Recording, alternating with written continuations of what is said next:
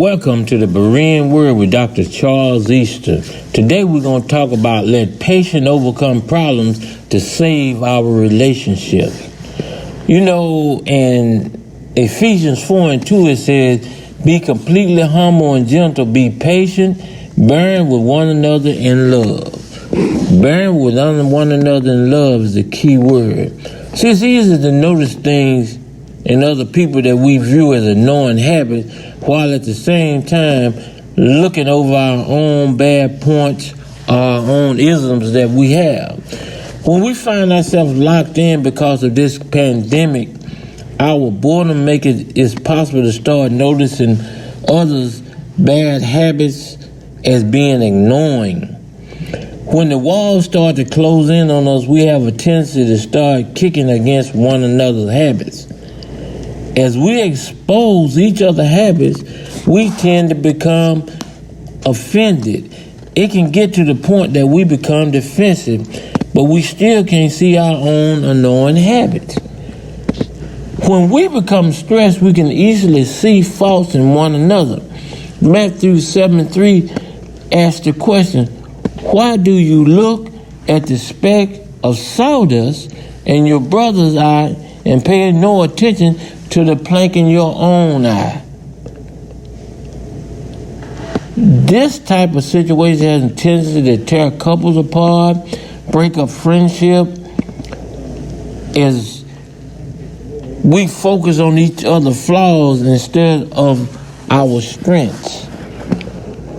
We can get an assurance that above all, love each other deeply because love covers a multitude of sin. That's 1 Peter 4:8. Love covers a multitude of sin. And we also encourage in Psalm 25:2 to examine ourselves first.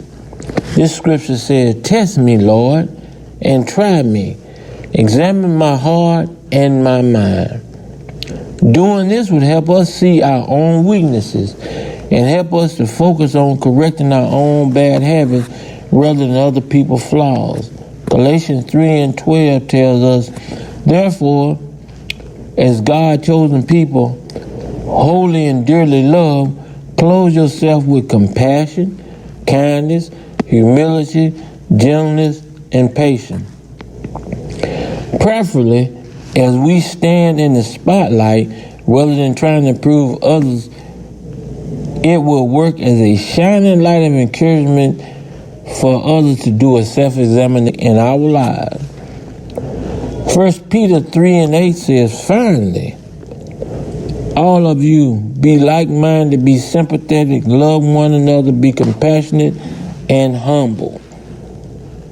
Proverbs 19:11 says, being able to overlook others' faults come through humbling ourselves before God, seeking His wisdom, and letting Him cultivate patience in our lives.